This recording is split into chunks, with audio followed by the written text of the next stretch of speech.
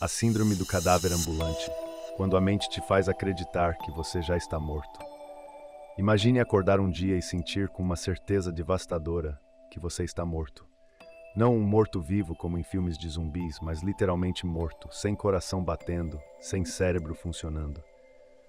O mundo ao seu redor continua a girar, pessoas falam com você, o sol nasce e se põe, mas dentro de sua mente algo terrível tomou o controle. A convicção de que sua vida já terminou, mesmo que seu corpo continue existindo. Pode parecer um pesadelo ou uma cena de um filme de terror psicológico, mas para quem sofre da síndrome de Cotard, também conhecida como síndrome do cadáver ambulante, essa realidade é palpável. Pessoas com essa condição rara acreditam piamente que seus corpos estão mortos ou que perderam órgãos vitais. Elas podem caminhar, falar e respirar, mas na mente delas são cadáveres ambulantes, como se estivessem vagando em um limbo entre a vida e a morte. Hoje vamos explorar essa síndrome rara e perturbadora. Prepare-se para uma viagem fascinante por uma condição médica que desafia nossa compreensão da mente humana e da percepção da realidade. Uma história que não só vai te deixar perplexo, mas também irá despertar um questionamento profundo. O que define estar realmente vivo? Parte 1. O despertar para a morte, o caso de Graham. Para entender a profundidade da síndrome de Cotard, precisamos conhecer uma de suas vítimas mais conhecidas, Graham, um homem britânico que, após uma batalha contra uma depressão severa, acordou um dia convencido de que seu cérebro estava morto. Ele não tinha morrido fisicamente, mas algo dentro dele tinha mudado. A conexão entre sua mente e seu corpo se desconectou de uma maneira aterrorizante. No início, Graham parou de sentir fome. Afinal, por que um cadáver comeria? Ele deixou de tomar banho, alegando que seu corpo em decomposição não precisava mais ser limpo. Ele começou a dizer à sua família e aos médicos que não tinha mais um cérebro, que ele simplesmente não existia mais. Para ele, sua vida havia terminado e seu corpo era apenas um invólucro vazio, algo que estava funcionando por pura inércia. O que pode levar uma pessoa a acreditar que está morta, mesmo quando seu coração continua batendo e seu corpo funcionando? A resposta está no complexo e misterioso funcionamento do cérebro humano. A síndrome de Cotard é uma forma extrema de delírio, em que o paciente perde o sentido de identidade e autoconsciência. É como se a mente criasse uma realidade alternativa, na qual a noção de vida é substituída por uma falsa percepção de morte. Parte 2. A mente desconectada do corpo. O que faz a síndrome de Cotard tão aterrorizante é a absoluta certeza que essas pessoas sentem em relação à sua morte. Para Graham, não havia qualquer dúvida de que ele estava morto. Ele descreveu a sensação como um vazio completo, como se ele não estivesse mais ali, apenas um corpo vagando sem propósito. Os médicos que trataram Graham ficaram perplexos. Em exames de neuroimagem, algo assustador apareceu. Partes de seu cérebro associadas à consciência de si mesmo estavam praticamente desligadas. É como se sua mente tivesse realmente desistido de funcionar normalmente, levando-o a acreditar que ele não existia mais. Graham vivia em um estado de angústia constante, sem compreender por que os outros ao seu redor não conseguiam ver o que ele via. Ele não conseguia sentir prazer em nada, não via sentido em viver. E o mais perturbador, acreditava que seu cérebro estava literalmente podre. Cada dia era uma luta entre a realidade e a ilusão avassaladora de que seu corpo estava em estado de decomposição. Os médicos tentaram tratamentos de todas as formas: antidepressivos, antipsicóticos, terapia eletroconvulsiva. Foi apenas após vários meses de tratamento intensivo que Graham começou a mostrar sinais de melhora. Mas mesmo assim, a sensação de morte não desaparecia completamente. Ele dizia que, embora soubesse que estava vivo racionalmente, sua mente ainda insistia em lhe dizer o contrário. Parte 3. A ciência do desespero. O que sabemos sobre a síndrome de Cotard? A síndrome de Cotard foi descrita pela primeira vez em 1880 pelo neurologista francês Jules Cotard, que deu nome ao distúrbio. Ele relatou o caso de uma paciente que afirmava não ter órgãos internos e que, consequentemente, não precisava comer.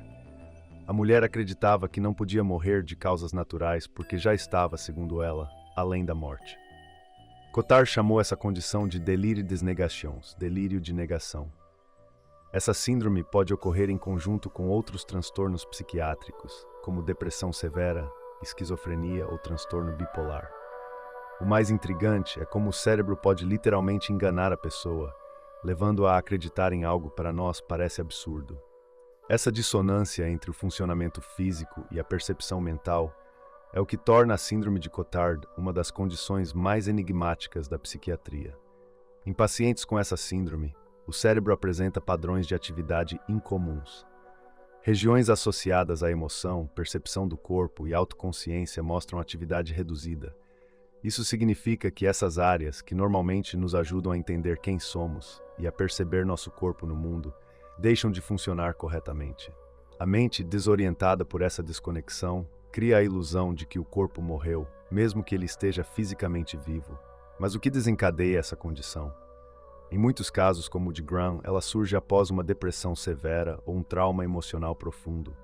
Outros fatores podem incluir lesões cerebrais, doenças neurológicas e até infecções. A ciência ainda luta para entender completamente a síndrome de Cotard, mas o que sabemos é que ela oferece uma visão aterradora de como a mente humana pode, às vezes, trair sua própria realidade. Parte 4. Como é viver acreditando estar morto? Agora, imagine o impacto disso na vida cotidiana de quem sofre dessa condição. Pessoas com a síndrome de Cotard vivem em um constante estado de desconexão. Elas podem parar de se alimentar, de se cuidar ou de interagir socialmente. Afinal, se você acredita que está morto, por que ainda se preocuparia com as necessidades básicas da vida? A sensação de estar morto-vivo pode levar a um isolamento extremo. Muitos pacientes se recusam a sair de casa, pois acreditam que não há motivo para continuar existindo. E para as famílias, lidar com essa situação é um desafio imenso. Convencer alguém de que está vivo, quando essa pessoa tem a certeza absoluta de que não está, é uma batalha constante e dolorosa. Em alguns casos, como o de Graham, a terapia e a medicação conseguem ajudar a restaurar parcialmente a percepção de realidade. Mas em outros, o delírio persiste por anos, transformando a vida dessas pessoas em uma espécie de prisão mental. A sensação de vazio, a ausência de propósito e a crença de que sua existência acabou são fardos pesados de se carregar. Parte 5. Reflexão. O que é estar vivo? A síndrome de Cotard não apenas nos intriga, mas também nos faz refletir sobre o que significa estar vivo. A vida para a maioria de nós é definida pelo coração que bate, pelo sangue que corre em nossas veias, pelo ar que respiramos. Mas para quem sofre dessa síndrome, esses sinais vitais não são suficientes para convencê-los de que estão de fato vivos. Isso nos leva a uma questão filosófica profunda. O que realmente define nossa existência? É o funcionamento físico do corpo ou a percepção que temos de nós mesmos? A mente humana tem um poder impressionante de moldar nossa realidade. Ela pode nos enganar, nos fazer acreditar em coisas que não existem, como o caso de quem sofre com delírios ou alucinações. Mas a síndrome de Cotard leva isso ao extremo, apagando a própria percepção de vida. O caso de Graham e de outros pacientes nos mostra que a linha entre a realidade e a ilusão pode ser incrivelmente tênue. O que acontece quando essa linha é rompida?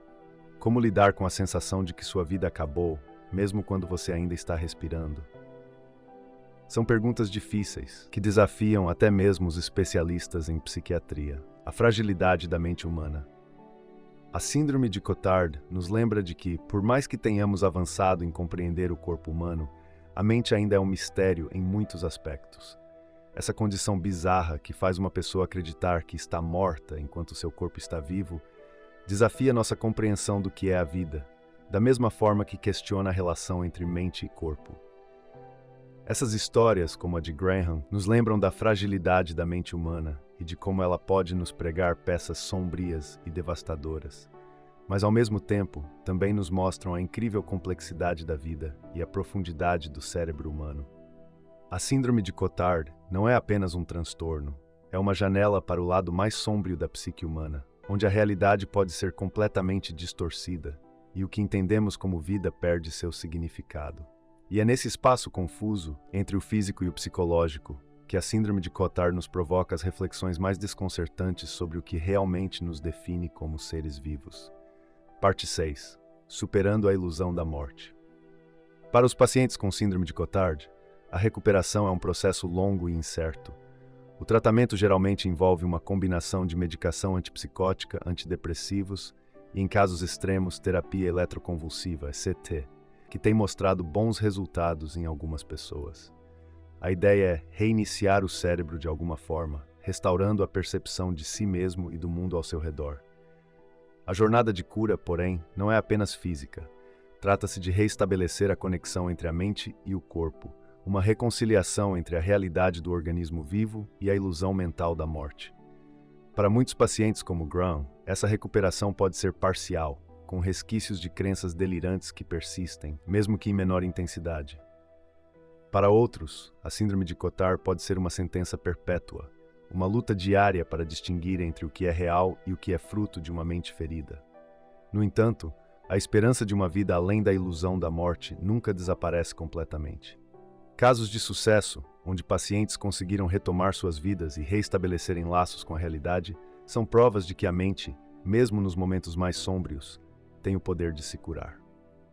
E essa esperança é o fio que mantém essas pessoas lutando, tentando voltar à luz após a escuridão avassaladora da doença. Compartilhar histórias como a de Graham e de outros pacientes com a síndrome de Cotard é uma forma de nos lembrarmos da complexidade e da beleza da existência humana.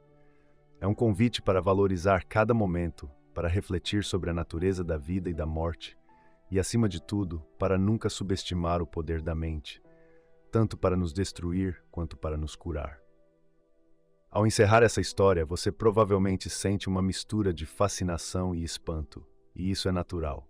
Esse é o tipo de narrativa que provoca discussões, que faz as pessoas refletirem e compartilharem, porque toca em algo essencial, a linha tênue entre estar vivo e se sentir vivo. Talvez ao discutir essa síndrome com outras pessoas, possamos expandir nossa compreensão sobre a mente humana e, quem sabe, oferecer mais empatia àqueles que, presos em suas próprias mentes, lutam para reconquistar a vida que acreditam ter perdido. E assim, deixamos você com uma pergunta para refletir. O que significa para você estar vivo?